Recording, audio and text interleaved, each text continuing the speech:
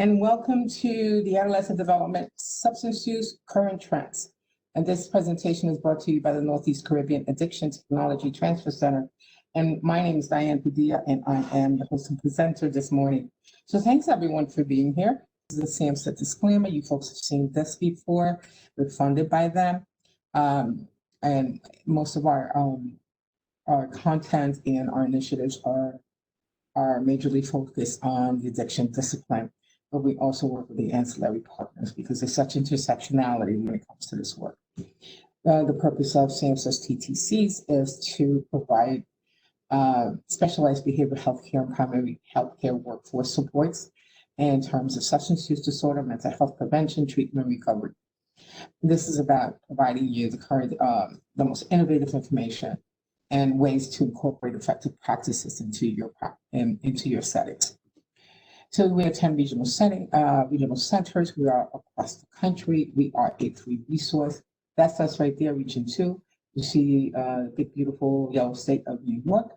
We also cover the state of New Jersey, and we partner with our colleagues in Puerto Rico and the Virgin Islands to provide support there. So this is the TTC umbrella. And so we have the three, SAMHSA provides a response for support to addiction, mental health, and prevention. So what's our goal today? I want to provide you with a review of mental health correlates of teenage stress and substance use. And we want to use a COVID lens, so to speak. So we want to understand the context of what social distancing can be doing or impacting our youth today. And essentially really just trying to speak about how different life stressors can affect adolescents and incur or have adverse consequences such as substance use, mental health, or co-occurring disorders, and strategies and effective approaches to be able to address these with. So some of the common adolescent problems that we see today have to do with growth and development. It is not always the most prevalent information that youth or teenagers get, where they understand that they have a development process, that there are stages they go through, that there are certain tasks that they are naturally going to, engage in. They don't typically have that information. I do know that sometimes when we can provide information to our youth or what some of the things are happening, just like when we do with they're changing bodies, when they go through puberty. When they go through puberty stages, then you may want it helps them to know what's going on. So it's the same thing with their psychological and cognitive developments. It helps them to understand if you let them know what it is that is, what their processes are and what they're involved in.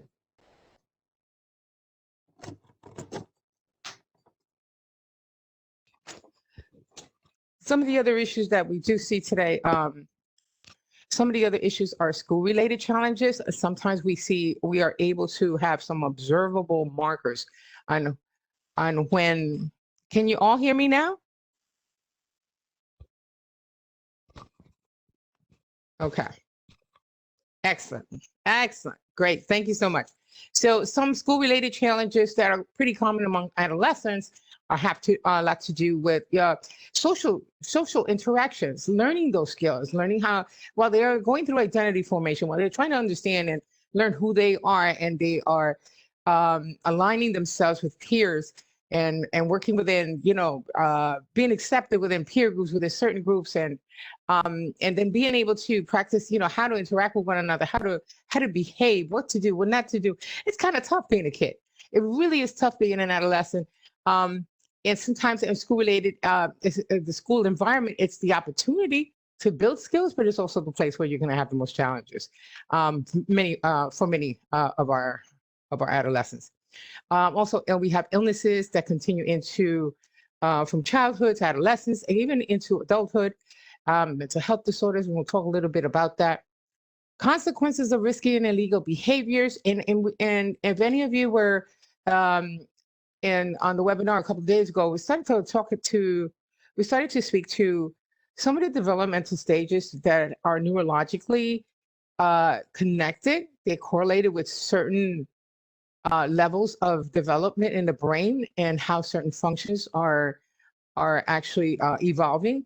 And so there are a lot that goes on in terms of risky behaviors and that experimental stage with adolescents. And we understand today that a lot of it has to do with part of the mind that is only has a better, more fuller capacity to be more emotionally set than it is to have a fully developed brain where you're able to kind of learn processes and mitigate, and balance out pros and cons of any given situation. These are skill sets and ways of thinking that and cognitive processes that they learn over time. So we see a lot of risky behavior with adolescents. So these can include injury for some of the activities they engage in, legal consequences, pregnancy, infectious disease, substance use disorders. So we also know about mortality, morbidity, and social problems with adolescents. And so behaviors that contribute to unintentional injuries and violence, very similar to what I was just speaking to. We see tobacco use, we see alcohol and other substance use, sexual behaviors, unhealthy dietary behaviors. This is one of the things. We have very high prevalence of obesity within the youth population. And these days, especially because of the pandemic and social distancing and the limitations that have been put in what used to be considered a natural, what used to be considered normal for a lot of youth, for a lot of people in general, physical inactivity has really increased. So obesity is a huge challenge. But it's not just that, when you're physically active, it also is healthy for your mind. So it kind of one area overlaps in the other. These behaviors, as well as obesity, overweight, being overweight, asthma, they all intersect and frequently related. So they're established during childhood and adolescence and extended to adulthood. And it's almost like even cognitively, you think about how an individual, a young person starts to develop certain ways of thinking, certain ways of behaving, certain ways of dealing with things, and you build on those habits over time. So it's not too difficult to understand how, as adults, some folks have had certain behaviors all their lives. Most times, we see a lot of the unhealthy behaviors that have started in the younger years. Some of the behavioral challenges and the exercise of poor judgment, and that was really about thinking about how the midbrain, it's the emotional part of the brain that tends to lead off on how a young person may act. These are risk-taking opportunities that I spoke about. The emotional part and the impulsivity that comes with the emotionally charged brain, it has certain consequences. And sometimes, since young folks are still learning how to socially interact, they're not always as astute and picking up on cues. So sometimes there might be some misinterpretation, some miscommunication.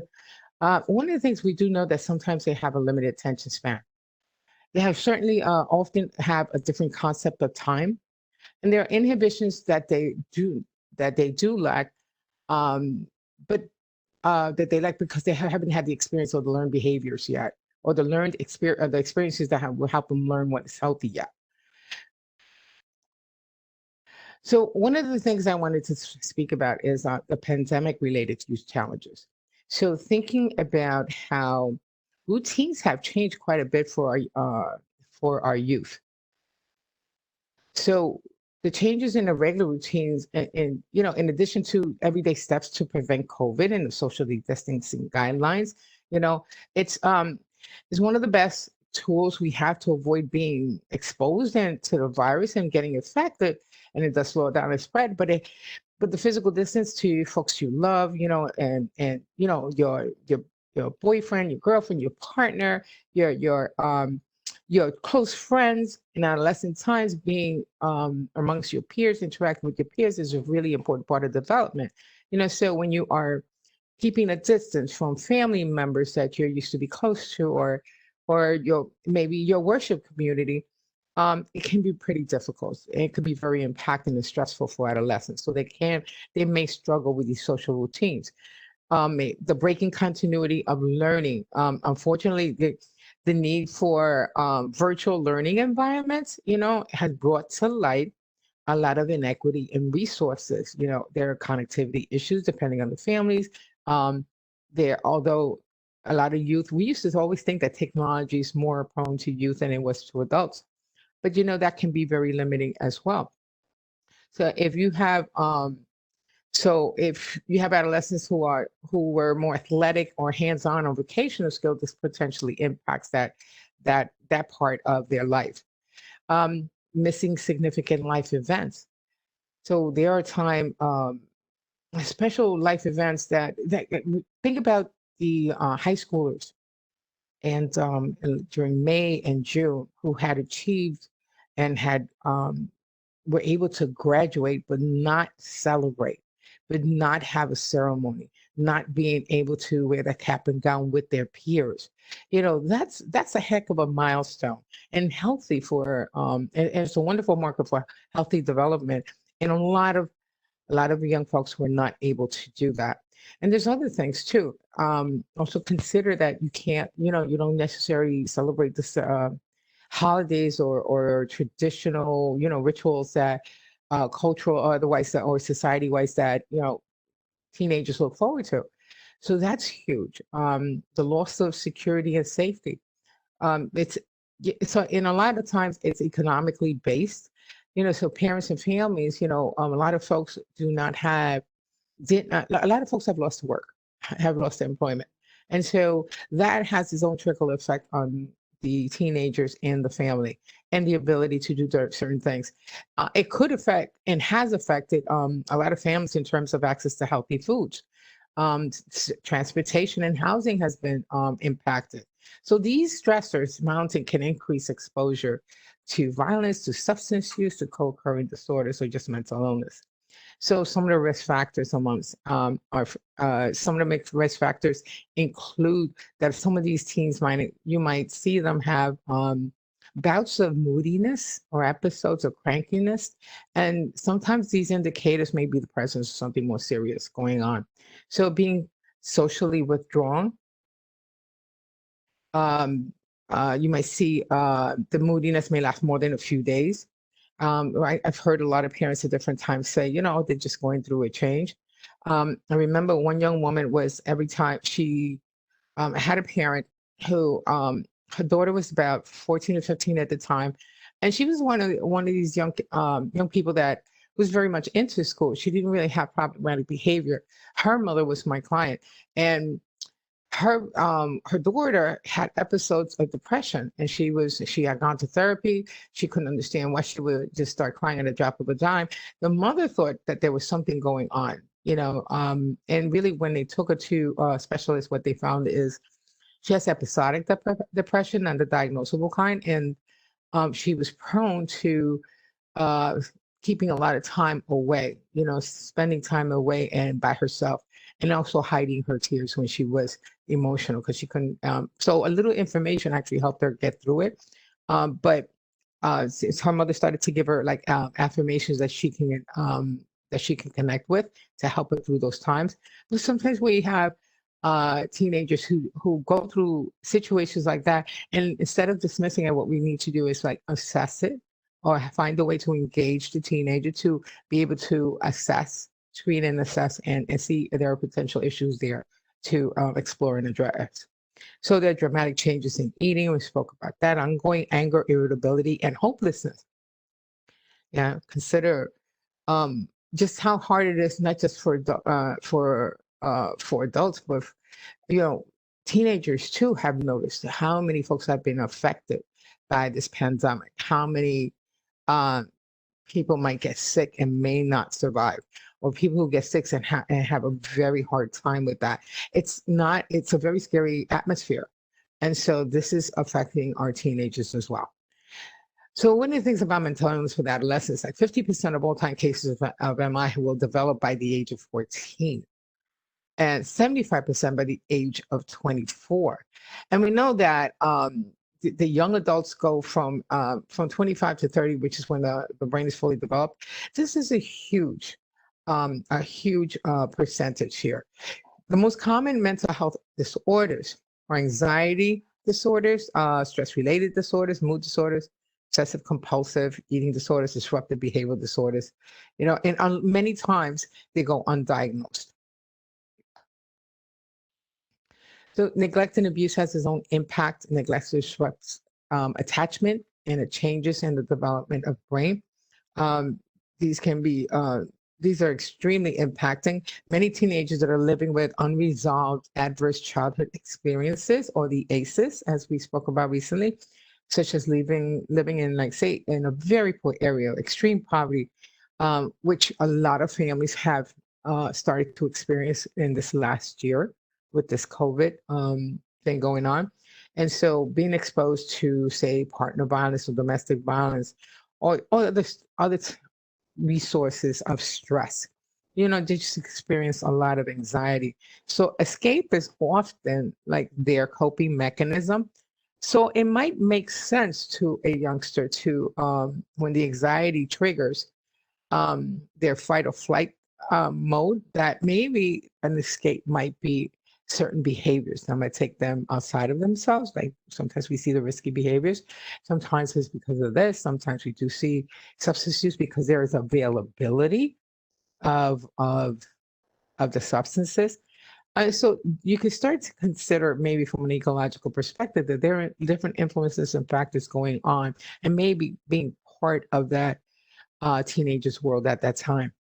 A lack of empathy in terms of neglect and abuse creates frustration.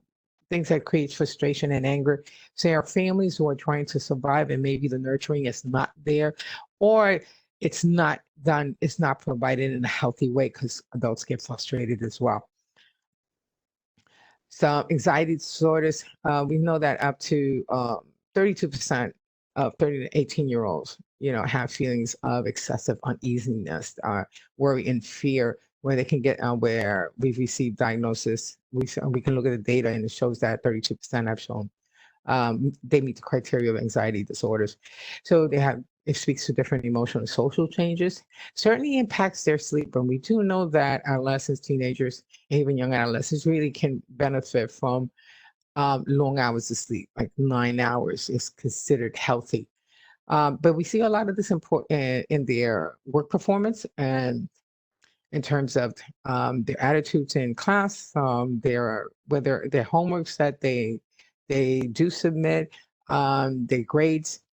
Sometimes anxiety disorders can occur in panic attacks, and how we perceive that, it's really important. A panic attack might be perceived in a certain environment as, an attitude problem, an anger management issue, and it's not necessarily so. Depression affects about 13% of these adolescents. And so to be diagnosed with depression, the symptoms must present for at least 2 weeks consecutively. So some of the symptoms may include being persistently sad, anxious, empty, being pessimistic or hopeless. There could be feelings of worthlessness, and this is extremely important, particularly around this age frame with adolescents, where they're very malleable at this time. They're psychologically, because they're trying to learn who they are, and they're trying to exist in a world that they're just learning their skills in. And if they're feeling worthless, this is going to impact just what they do, how they feel about themselves, how they interact with other folks.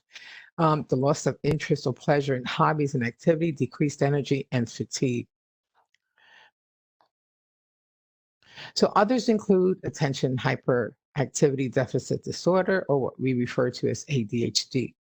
If you have experience with any of these situations, please share it and include it in the chat box. Eating disorders, ADHD, I would tell you that a lot of young folks do not either have this misdiagnosed or not diagnosed at all. There are a lot of people who have gone into adulthood with these symptoms of ADHD and had never had it addressed until later in life, but have found ways to build their resilience and live life despite the challenges, despite that they may not have known that ADHD was part of their world. So and knowing that having specialists that are um, very proficient in terms of development issues and mental health related issues for adolescent and specific age range. It's really, really important in terms of diagnose, and an appropriate diagnosis was going to give the appropriate or the most accurate treatment recommendations. So either have eating disorders and co-occurring disorders.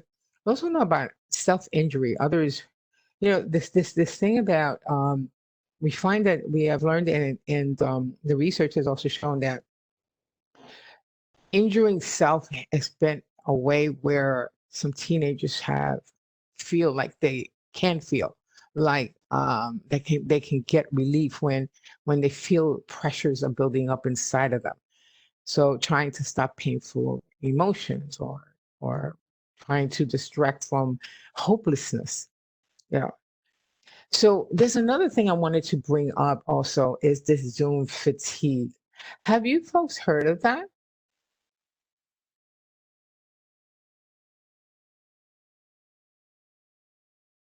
Isn't that interesting? We've heard it with adults, but we really have to put a lens out on the teenagers too.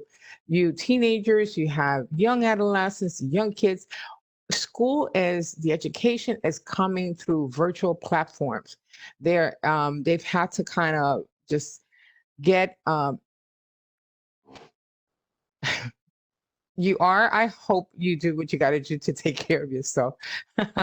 so, um, so I'm thinking about where a lot of teenagers are now. You've had to transition almost overnight from in-person activities and all the associated information that they have stored in the experiences that they've had, in terms of school and getting their education, to doing everything on a virtual platform.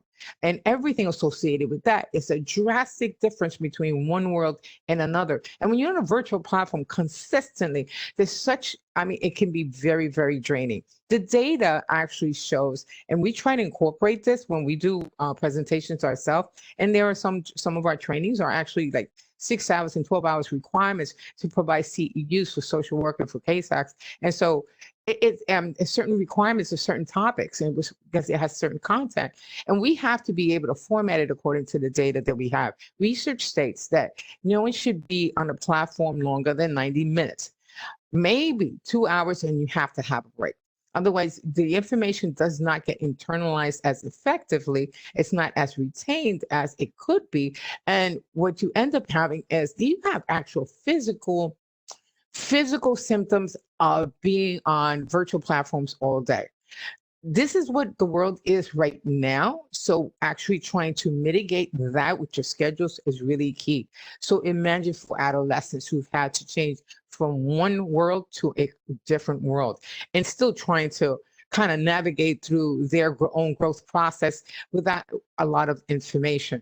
And so that's something that specialists like yourself, professionals like yourself, can inform families about, and maybe even provide certain maybe suggestions. So actually breaking up school assignments and school or times to be on an actual platform can be a very effective way of trying to maintaining their mental and their physical health, and still being able to help them adjust and be productive and retain some of this information. Let's see, bachelor's social work student. So yes, Zoom fatigue is very real. Burnout from technology is very real. Yes. So this is the thing about if you have to go to a 3-hour training, like I do 3-hour trainings. Sometimes I have to do a 6-hour training, or I have to facilitate a 12-hour training. I have to format it in such a way where you can't stay sitting in front of the monitor the whole time. And within 90 minutes, you have to have a break.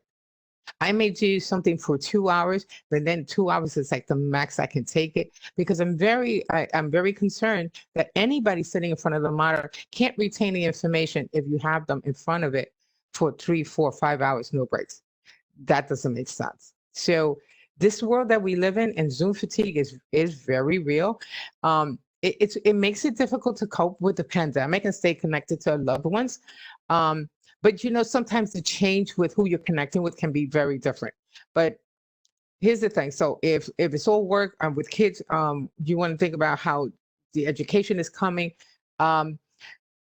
Being able to format it accordingly is really important. We have information on our MHTTC website, or send me an email and I will send you the information that is relevant to like how long and what you can do to take care of yourself while you're in front of the Zoom, if you have no choices, if you have to be in front of it.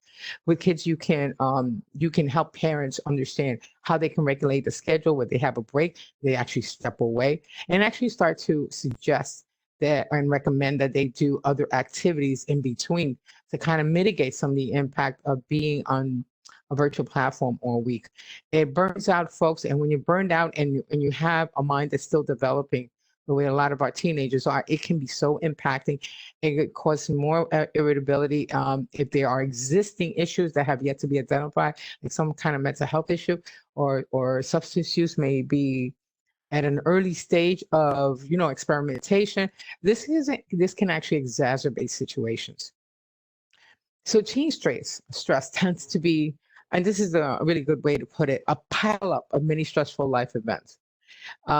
So even before the COVID, different events are dealt with very much from experience, with learned skills, right? For the most part. But for teens who don't have a lot of experience with dealing or having healthy coping skills, with dealing with stressful events, the breakup with a partner, getting a very, very low grade when you're used to getting you have a particular average, not making it to a school event, or think about what I mentioned before about some of our students, some of our graduates didn't have the opportunity to actually attend their graduation. So these things kind of build up on each other. If stress is in the family and conflicts is going on, there are issues with maintaining a job, issues with illness.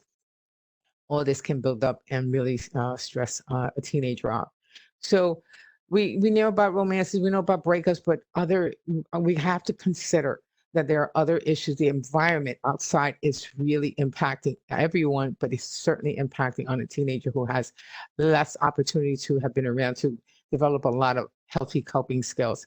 So family issues or problems with parents, school-related problems, their own thoughts and feelings, and this is the one that I think is the most important, is their own thoughts and feelings about what's going on in the world right now. And seeing people one day, maybe not seeing them again, having to deal with loss and grieving, watching it not just from a distance, but actually up close. And if you're from New York, it would be very rare if you didn't know someone or have a family member, a close friend, or someone that you know that did not transpire from having gotten sick with COVID. But we weren't always putting too much attention or light to teenagers and how it impacts them.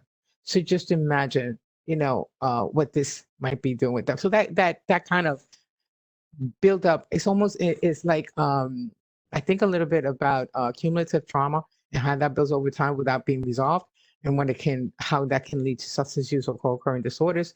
And so this can have an impact right now in their lives. Recently someone referred to stress as stress Jenga. Yes, because the pile up and trying to build up with what builds up in the mind. And with Jenga, one piece is missing and like the whole thing couples down. So there's a moment where it can all kind of fall apart. So some of these things are important for us to remember in terms of how we interact with our adolescents, because the stress and how they deal with life in the situations that they are experiencing, just like we are, they deal with it slightly different. Doesn't mean that they're not resilient, that they can't. It's just that a lot of teenagers may not have learned the healthy processes. When they have other risk factors in their lives, that may be extremely difficult. So risk assessments that are recommended today are like the rapid assessment, the RAPS. So it's for preventive services. It's a risk screening tool recommended by the Society for Adolescent and Health and Medicine. One that I think that a lot of folks are using, and a lot of organizations specifically focused with adolescents, is the Child Adolescent Needs and Strengths risk assessment. Multi-purpose tool. It supports us a care planning process, and it helps inform decision making and levels of care. and to provide quality improvement initiatives and resource matching, and to help monitor outcomes of services and build successful outcomes for teenagers. Very teenager focused. And the thing about needs and strengths, and one of the things that we always speak about, my colleagues Paul and Mary always speak about, it about person-centered process.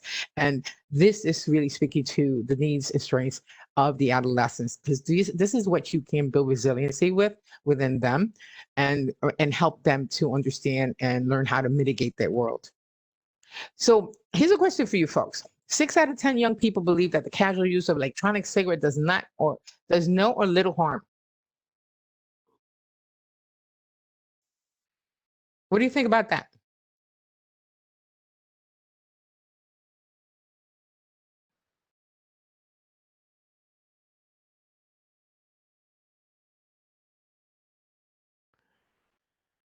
It does no harm. True. Absolutely true. Yep. That's what they believe. 10%. I'm pretty surprised to hear that. I definitely think it does harm. I'm with you. So this define casual use. You also don't see it as smoking. This is true. You know what? There's a perspective. Think about perspective here. Does a ton of harm more so than regular cigarettes? It has a lot to do when we overdo anything. It has a lot to do with chronic use. It's horrible long-term consequences of use. Yes, thank you. So it has a lot to do with casual use. How often is casual use? It's like saying define normal. So it depends on the individual. How often do they casually believe they are vaping? Using these electronic cigarettes. And so it depends on the youth. Actually 6 out of 10, this is a true statement. And so 10% of US young people believe that e-cigarettes do not cause harm. And a lot of times, when I was saying perspective, a lot of times when we think about, it says no harm, is because it's associated with, initially they was associated with a good way to stop smoking cigarettes, right? And so that is part of the perspective. But that's also similar to saying, well, a lot of people don't think alcohol causes that much harm because it's legal.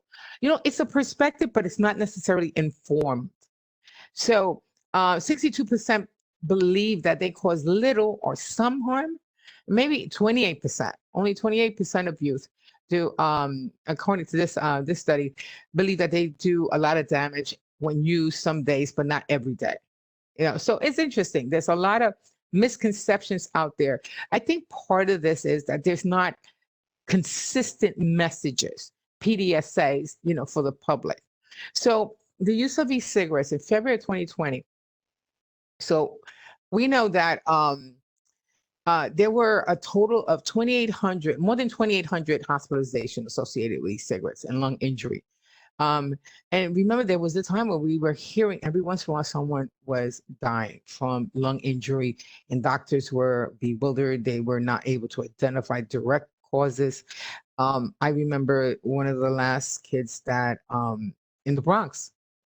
I know his family. They're very close to us, and I went to that funeral. And it was just we were still at a place where scientists are still not. They can identify certain things that probably caused harm and may have led to death, but it's changing so much that they still don't have a lot of conclusive information. And so deaths in the U.S. related to vaping have even trickled into Puerto Rico. And so we know that kids that come from Puerto Rico that come over here, and kids who are here in the United States who are still engaging in this, at least one thing I can say is that the e-cigarette use has not increased, but it hasn't decreased either. It's been pretty stable. Among diseases in the U.S., 78% developed in people under the age of 35. With an average age of 24, a lot of this is just speaking to habits that start at an early time. So how does an e-cigarette work? Well, they create an aerosol. And I should have put this in English. They create an aerosol. This is the compartment here on the left side. And this is the battery part. And that creates that helps create a vapor that is inhaled by this other side on here, the tip of the mouth.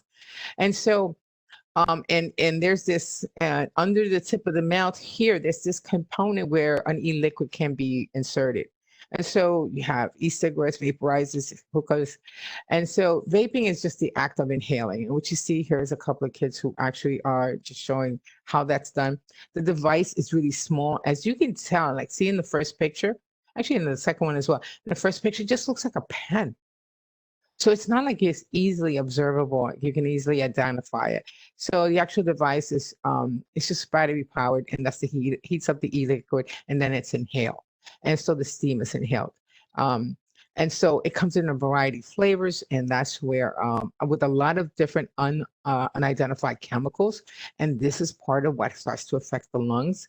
And this is where research has been somewhat limited. There's not a lot of conclusivity, and when it comes to the different of the potential of different substances that are found in these liquids.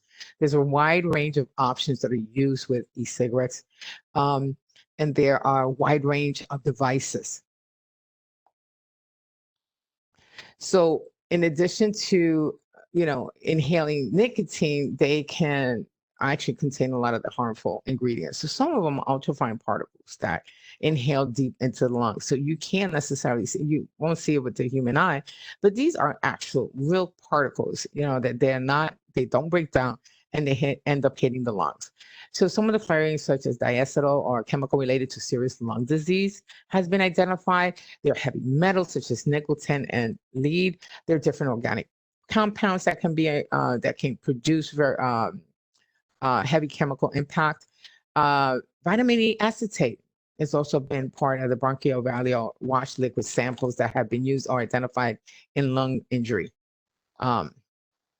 So some of the caramel flavors, here's what you see is some of the different ways that that these flavors are packaged.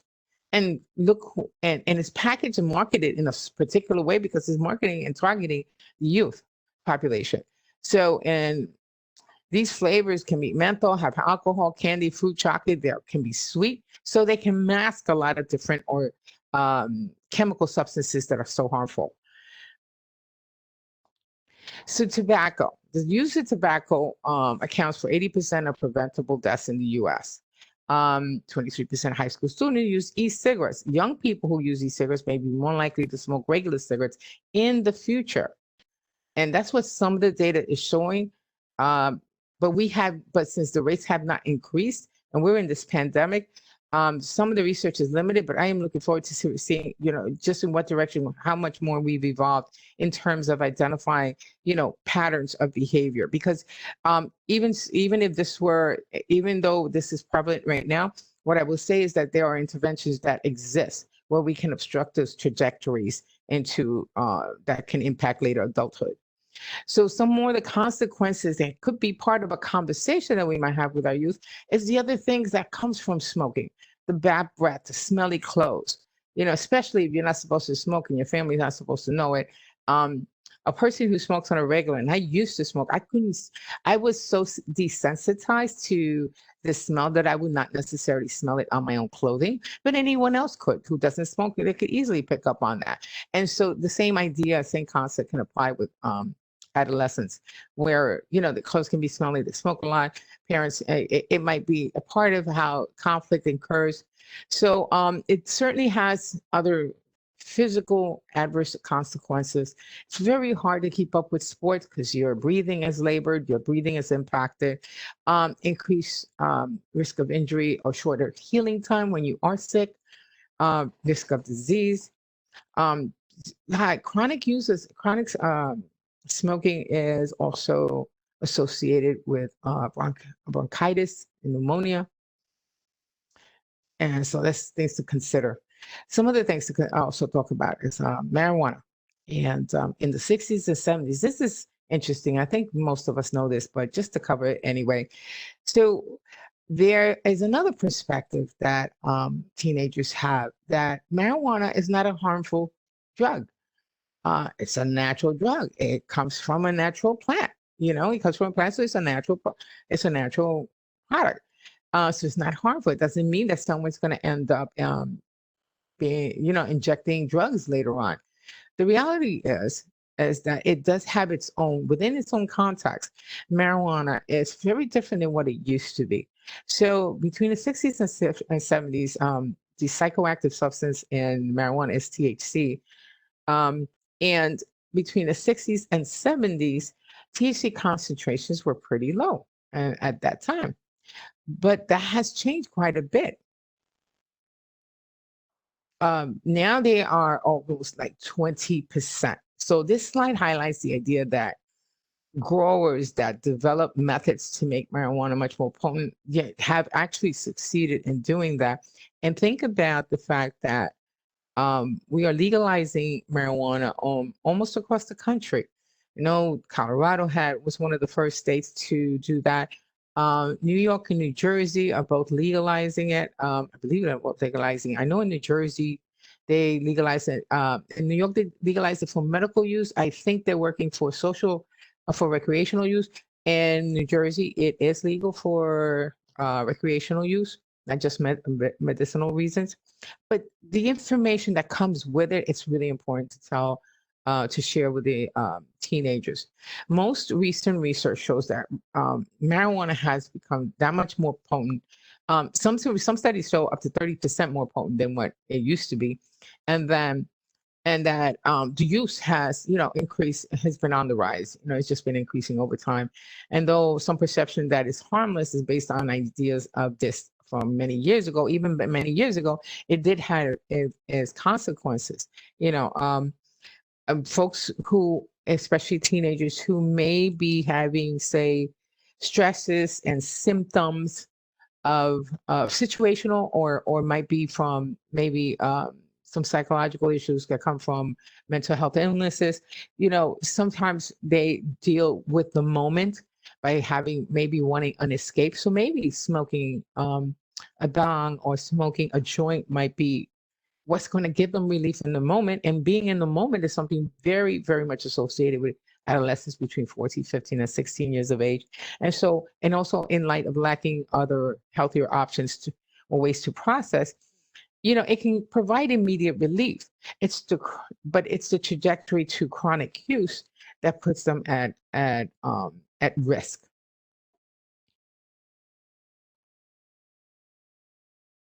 So the perceptions, of course, is that it's included here, but most marijuana use begins in adolescence. So 78% of folks who smoke in adulthood have started in their adolescent years. They were between 12 and 20. Every day, more than 3,200 teens, almost 3,300 teens use marijuana for the first time. So the brain changes with the development process. Since the brain is still developing, it's very slow in developing when chronic marijuana use is part of their world. So regular heavy marijuana use can actually really depress the IQ, the potential IQ of a teenager into adulthood. I can even down to up to 8 points, which I think is like super interesting that they can that's drastic enough to be able to identify that. So early use of substances, 9 out of 10 people use nicotine or alcohol or any other substance before 18 are at risk of substance use disorder. And if you hear some of the experts that work in the treatment field and addiction disciplines, you'll find that they've been in the field so long and know the research so well. And what I understand is that from 90 to 92% of folks who have a substance use disorder in adulthood started before they were 18. So each year that substance use is delayed during the adolescent brain development period, the risk of substance use decreases. That's extremely important. So interventions or certain strategies to use will be very key here. And I also want to associate substance use with trauma. 1 in 4 children and adolescents experience at least one potentially traumatic event or some kind of adverse experience before they're 16 years of age. And so that in turn incurs and creates the vulnerability, vulnerability to slowing down development. 1 of 5 adolescents between 12 and 17 have been involved in some kind of abusive or dependent, or problematic use of illicit substances or alcohol. And again, I want to think about how potentially risk factors, exist in their world. In surveys of adolescents receiving substance use disorder treatment, more than 70% of them have a history of trauma exposure. Huge, huge to think about. We have been trained and we are using trauma-informed care with adults. We are encouraged to do the same when we're working with adolescents. So I have a case here. This is a true story. I had borrowed this from one of the articles I read. And so Luka, Luka is the name of this young person who was Luka's case, Kennedy Luka. He says, she says, I was selling my clothes.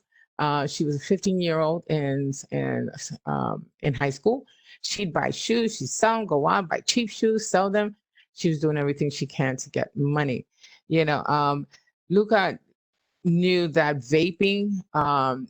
vaping habit was out of their control. This is what they got caught up in, and they became addicted to vaping and the different flavored substances. And so he was spending up to $150 a week. The habit was really bad. So Luka's from North Carolina, so ended up going to a 40-day rehabilitation process in North Carolina to help quit the e-cigarettes, and it was fueled by nicotine initially, and then nicotine with other substances, with other, the flavored liquids. And sometimes, you can also put marijuana and opium in these vaping devices. And so Luka had gotten to the point at 15 years of age through vaping that going through a lot of the behaviors to help keep up with the habit. So signs, what are some of the signs that you want to look for? Well, find, sometimes you have unusual items. Vaping devices come in pieces very, very often. And so sometimes you'll see the, detached pieces here and there. You might see, because you folks work a lot with the adolescents and teenagers or families of. So what you may see as maybe some devices that they may have readily accessible on them in a pocket or something. And it may not necessarily be a pen. It may not necessarily be a storage unit like a USB flash drive. It might actually be a vaping device. But you also want to consider, behavioral changes. What are the type of mood swings? Something unusual to their pattern. If they're not usually agitated, but now they're more regularly agitated, that might be something to note. These are different red flags to consider. They might have difficulty breathing, and this will be maybe an otherwise healthy young person that you had always known. Want to think about, their performance in school. Sometimes they have sweet fragrances, and that's what some of those candy flavored, liquids are. They smell nice. Weight loss, mouth sores, abnormal coughs. That's certainly a red sign. So things about clinical care, you want to make sure that it's culturally appropriate. You want to take an approach that's trauma informed. Stating clearly what you're doing, it's important. I'm sorry, that's an incomplete sentence there. Use a person-centered approach. That's always important. I talked about a couple of days ago about being able to engage in a conversation with a young person, but in talking with them as opposed to at them. It's really being about eliciting from them information. We would do more and learn more and be able to be more effective when we listen more. The information that we elicit from an adolescent or a teenager is more informative in how we can go forward than as opposed to us being more directive. And so really understanding how their world is from their perspective, what they believe they see, and then actually putting these details together. That's a huge part, not just building a rapport, but coming to an accurate assessment or an accurate as possible assessment. So help support them where they're at and learning to listen to them. So 5 tips that sometimes we can share with parents that teenagers can do is just know the facts. Actually providing information to So they can so adolescent teenagers can make informed choices. It's huge. I remember when teenagers, a couple of teenagers tell me, says they don't understand why they don't get certain information in school. And so I have this thing that I used to tell my daughter, and some information that was relevant to her age group, and I would share it with my my colleagues and my friends. So because they had young kids that they worked with or had at home, and so it's amazingly different, the attitude from a teenager when you give them information that has to do with them. It's not personal, it's more science-based, you know, and just let them know and get them involved in their own wellness. So there are plenty of resources available online through a lot of different health organizations that can help adolescents and parents and professionals just stay up to date with facts about vaping, and just and see about people of any age can give up vaping and smoking, unless they won't do it unless they want to. But experts say, but there's interventions that you can use for that, and I'll talk to you about how expert can help. But there are approaches that you can use to help provide information where an individual may want to consider, changing, addressing their behavior. So form a support system. Experts say that people who are more likely to quit using nicotine products are other people that look like them and act like them who are also engaged in the same process. And there's a ton of different apps. And apps are, I think I think maybe adults who were not privy before COVID were the ones who had the learning curve in terms of getting up to date in terms of how to use technology. A lot of teenagers are more apt to use it more uninhibitedly, a lot easier. So there are readily accessible apps that can be informative for teenagers. So, and maybe consider, suggesting counseling. There are health experts that recommend that adolescents seek counseling or therapy to address nicotine use, as well as maybe other underlying problems that, may have been the causatory factors in the first place. So what we see a lot of times, this is a diagram that I use in some of my presentations when it comes to using expert academic impact of substance use. In the school setting is one of the places where we can see whether what issues may be presenting, or where we can see that there may be issues presenting that we need to identify and address, or be able to speak to a particular teenager for something.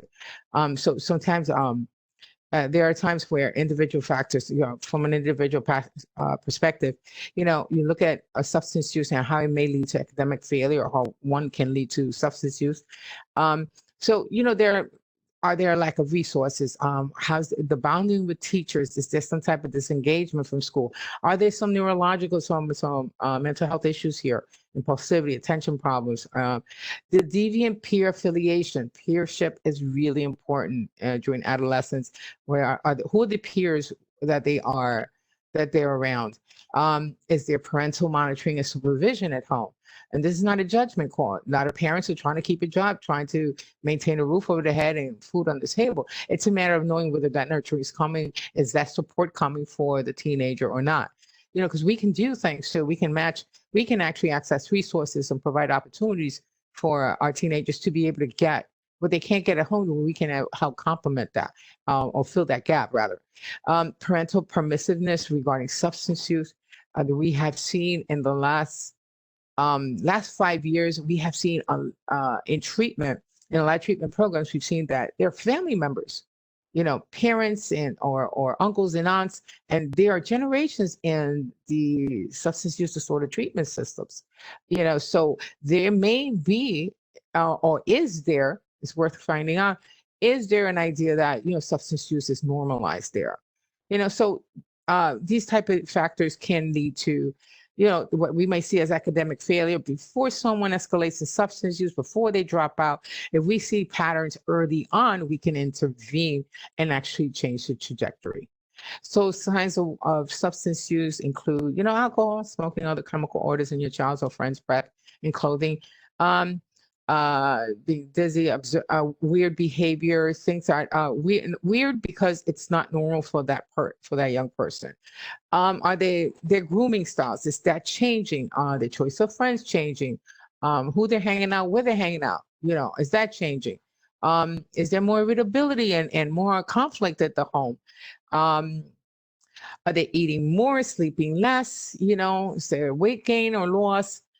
Weight loss a lot of times is a big can be a big red flag with young folks, but weight gain also, because a lot of times when teenagers are going through a lot of stressors, sometimes an acting out process to cope may be eating more than what they normally do. So you kind of have like both sides of that same coin there. So it's a school problem, failing grades. I just showed you a chart of how, sometimes you can see that their traditional pattern in school and involvement in school and outcomes in school are changing drastically. Is there trauma, frequent injuries, runaway, delinquent behavior, depression? Is there mood talk? Is there talk about suicide and such? Important things to think about. So adolescent substance use disorder and domain level factors, so it could be individual. So there are different overlapping issues that you may want to assess, that you may need to assess for. So it can genetics, early childhood temperament, or have there been any kind of mental health symptoms or disorders in the family or in them. Traumatic exposures, which is not always something that most people are aware of or adolescents will be aware of. Many practitioners will interview the adolescent, but will also interview parents to get both perspectives to try to get an accurate picture of what may be going on with the adolescent. So family and parents, is there family dysfunction? The parenting relationship, how's that going? Is there substance use? Other issues related to supporting or normalizing substance use, or siblings using drugs. What's the environment like? Are there antisocial peers that they're engaging in? Is there pressure? What's the media promotion? I always think about what media does in terms of impacting everybody, just everybody generally, but because teenagers are still developing, so that can be so much more impactful at a younger age. So what's the availability, access to alcohol and other substances? What about violence in the community? All of these risk factors can actually start to outline a particular world that any given teen might be living from. So what I wanted to discuss here, and I think this would be helpful for you all, is principles of adolescent care. And adolescents are, developing, both physically, cognitively, emotionally, and socially, and they're different from from the younger children and adults.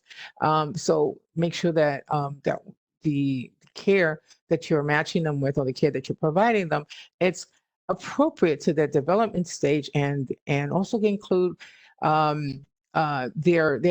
assess for their cognitive and the psychological well-being. Understand if there's mental health issues, depression is part of it. Also do not forget, when we do assessments, we have to consider the current landscape.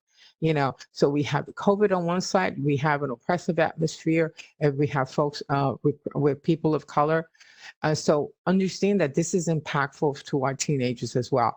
So make sure that the care is culturally and gender competent, or affirming, was probably, or informed, which is probably better terms. So it should be respectful, or racial and ethnic, or sexual orientation, or gender identity, despite age group, especially because of age group, and understand their geographic location, where they come. Have they always been a resident where they're at? Is there a history where they migrated from another place? Think about the adolescents' interactions in other systems can actually afford an opportunity to link them to substance use disorder services if it's appropriate. So collaborating among adolescent serving agencies is huge. Understand who are your partners in the community.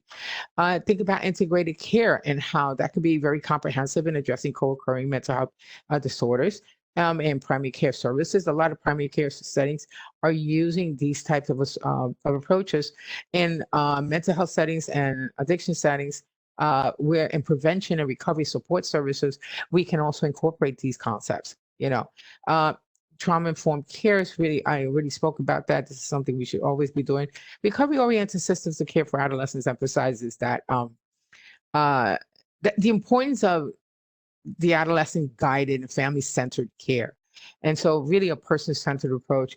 And it's really about thinking about, it's a little different than what we traditionally think about in terms of addiction. Instead of addiction, it's recovery-oriented. And what I suggest with recovery-oriented systems of care is it's not so much that you want to have a teenager and go through the eligibility criteria and the admitting orientation process and do all the assessments in the beginning and then give them a treatment plan and then put them into your programs. Just look about individualizing care. Really look at what support systems and structures do you already have in place. And instead of fitting the adolescent into your programs, fit the programs to your adolescents. That's a recovery-oriented approach. Also think about evidence-based practice that are specific for adolescents. And I'll show you a few options are being used today.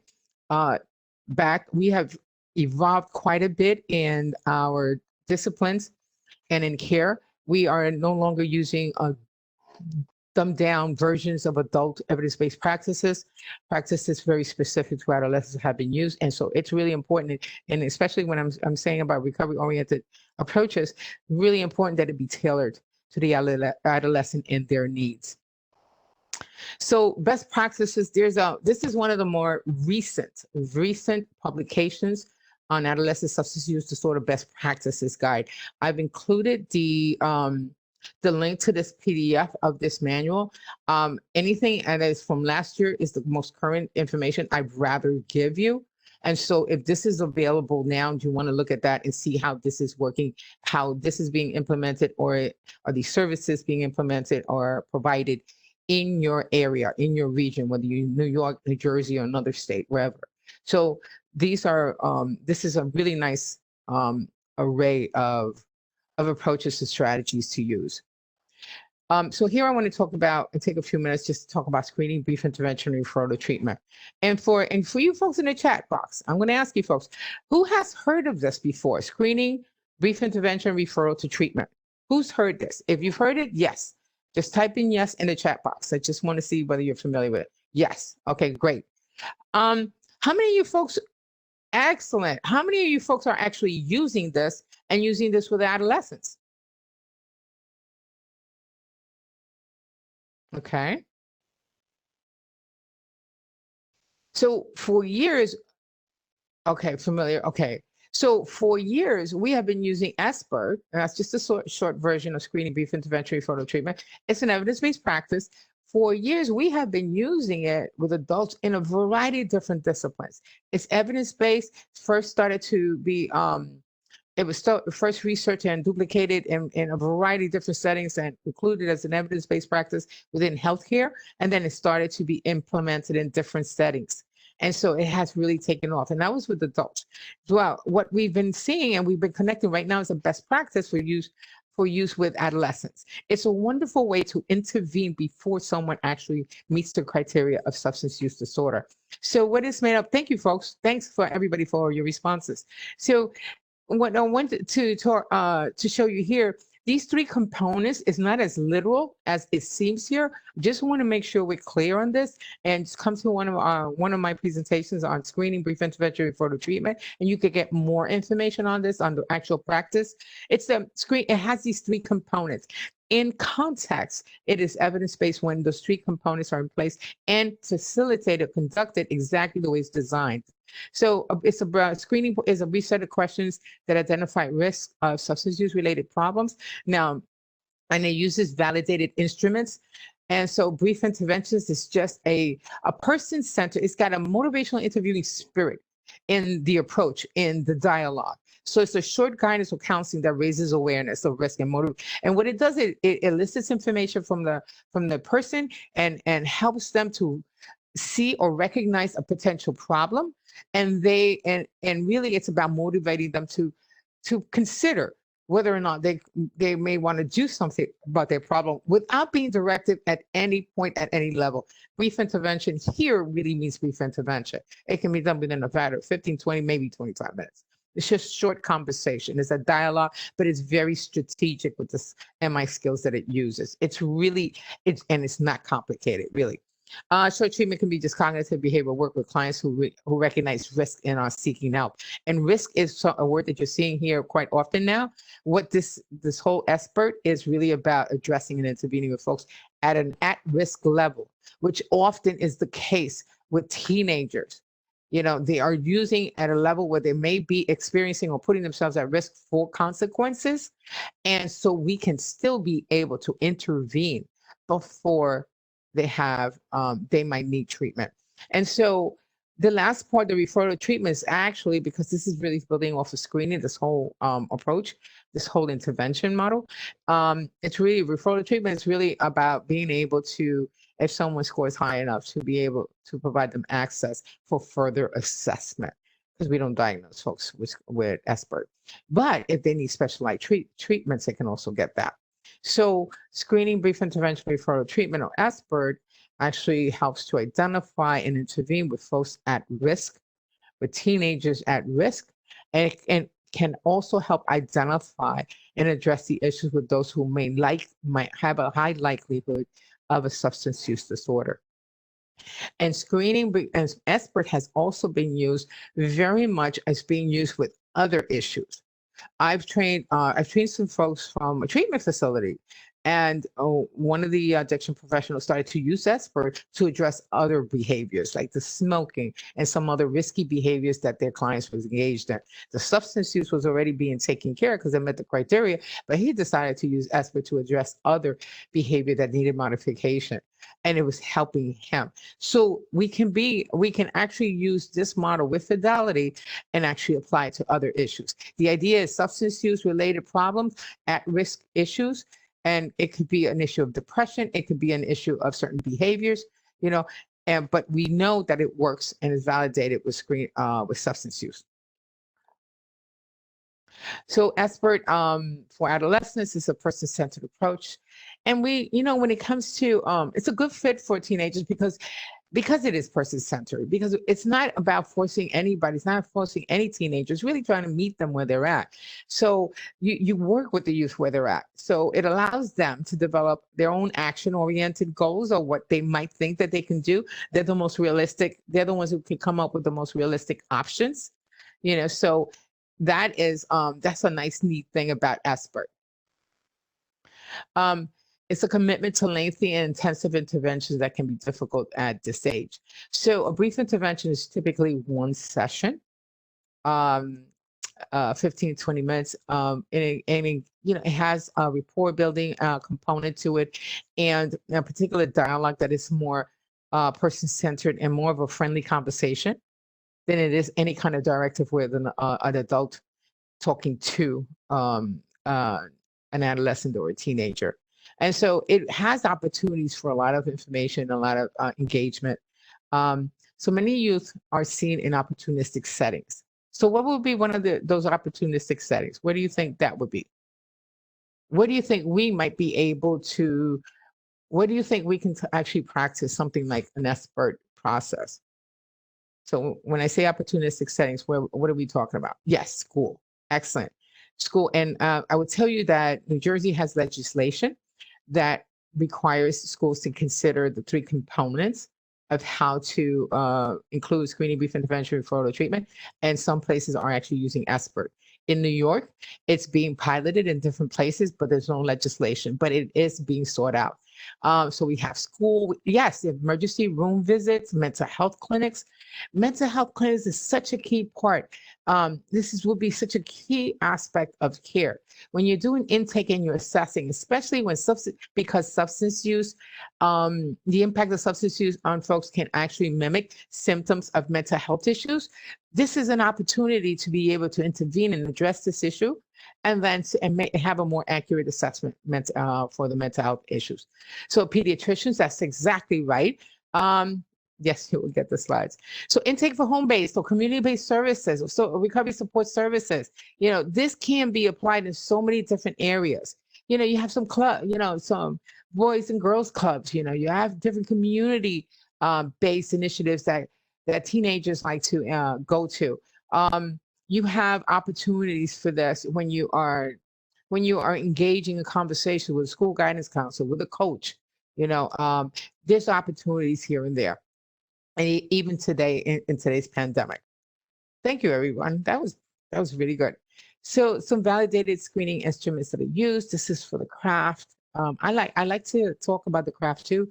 It's an updated version of the craft because this craft tool has a short screener and has, it asks about how many days has someone been using, has someone used alcohol, marijuana, or other substances, and it has, and it doesn't target how much have you used. It's not a directive approach, but it's a really neat way to kind of continue, start off with that conversation with the youth. You also have, alcohol screening for ages 9 to 18. You have the S2BI, which is an intervention tool specific for youth, and also the brief screener for alcohol, tobacco, and other substances. So you have validated instruments, and this is just a few of them. There's much more. So one of the things I would tell you, and that can help you, that can really help in initiating a rapport with an adolescent, is when we explain what confidentiality is about. They're more likely to and more likely to be forthcoming with you if you can explain to them, what's confidential. You know, so confidentiality typically, involves like, you're not going to share the information with anyone else unless there's an issue of them hurting themselves or someone else. But actually explaining to an adolescent the context, specifically the context of confidentiality when they speak with you, can help them feel like, okay, they can say something to you and trust you with it. And so adolescents answer confidential screenings more accurately when you do that. So that's what this is all research based. So state and national laws allow minors to receive confidential care related to sexual health, mental health, and substance use disorder treatment. A lot of times, if it's substance use disorder is part of their world and their issues to address, most times, it's not a secret. It is already known. And if they need specialized care, actual treatment, of course, it's probably the parents' insurance they will use.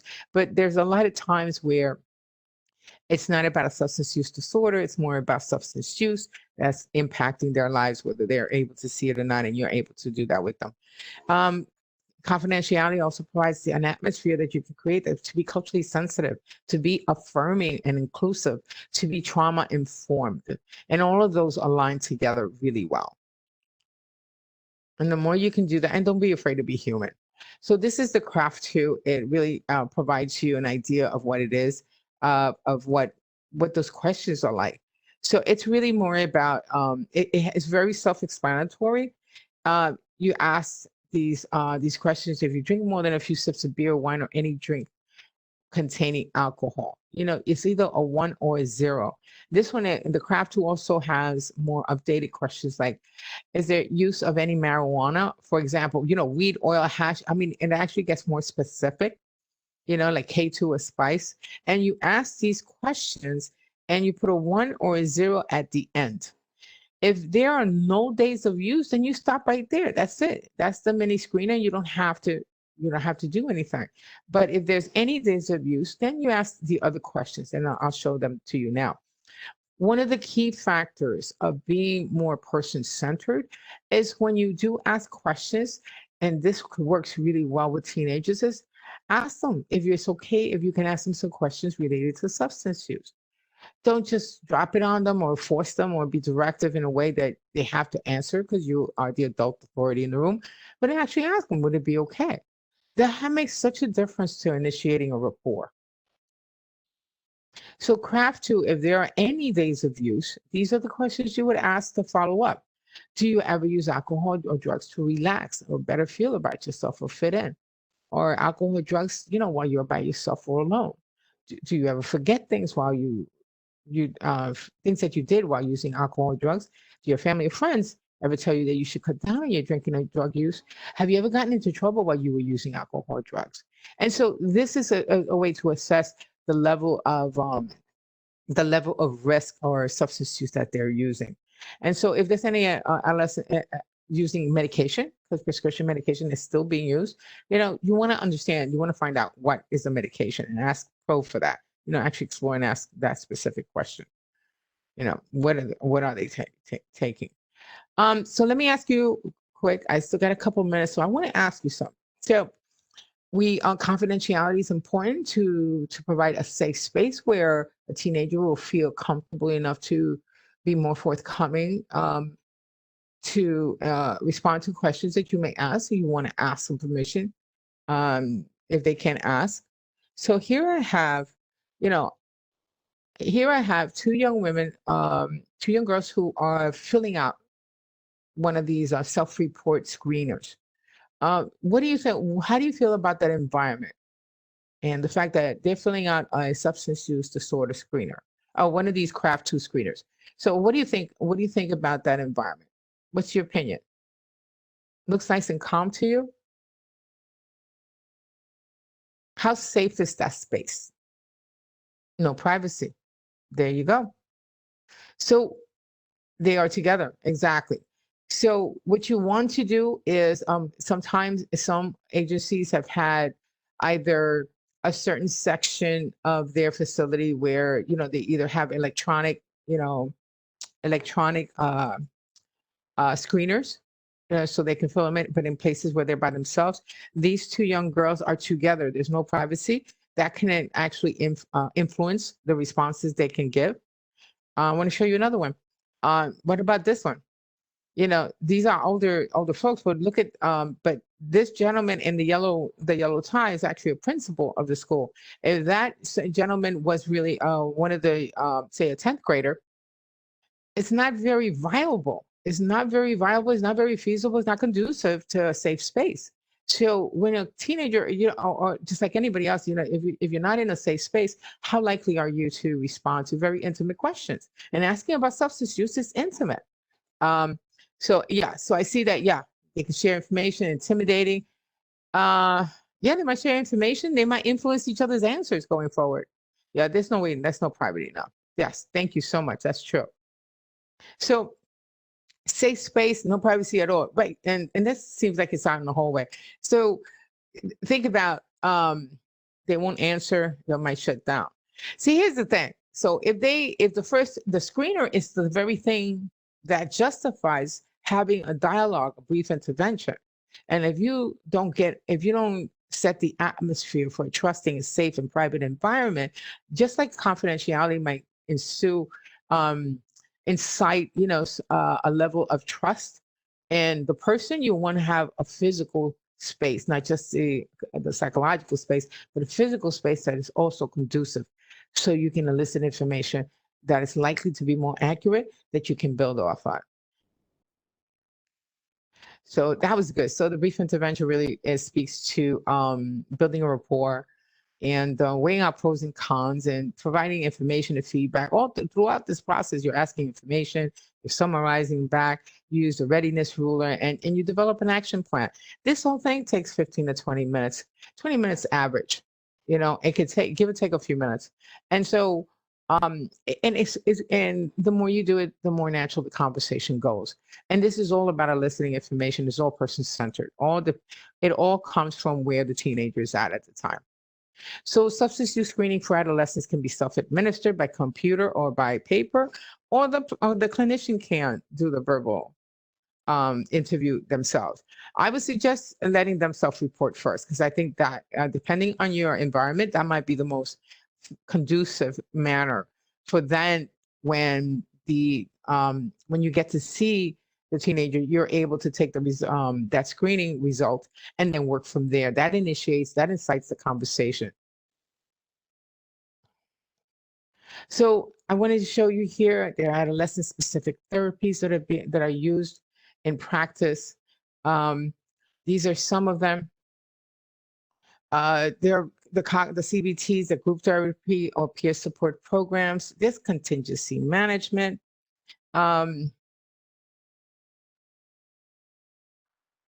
Let's see. Motivational enhancement therapy, which was really actually developed and built off of motivational interviewing, and 12-step facilitation therapy. A lot of my colleagues who are therapists use a lot of family-based therapeutic approaches. And the idea here is because family is usually the staple in an adolescent's life. And so brief strategic family therapy is actually a therapy that invites the family members to also be part of the therapeutic process for the adolescent, and helps to, incite healthier, support, communication and support systems, family behavior therapy, functional family therapy, MST, modified systemic therapy. A lot of that gets done in juvenile drug court or problem solving courts for young adults and adolescents. So these are been seen very highly effective. And then if they need treatment, there are treatments out there. There's medication for opioid use disorders, and medication for alcohol use disorder. These days we don't call it MAT, or we call it MOUD. Even nicotine use disorder, there are medications that are used, may be appropriate. It really depends on the person and an assessment done by the clinician. And then you have your support services. You have mutual groups and peer support groups, recovery high schools. These are all very supportive in terms of with other youth, that helps them all kind of bond together and kind of share a certain direction of wellness, that they recovery wellness where they're beheaded in. I wanted to share with you that these are resources that will be helpful for you. I think this will be these resources and these slides can provide you an array of different information. There is more information specific to the pandemic that is coming out these days. The CDC is a really good site for that. But you also have in New York, you also have Health and Human Services. Department of Health has a whole section on adolescent. Different states have that. And so they are collecting a lot more data within the last 12 months, a lot more than I have ever seen come out so rapidly.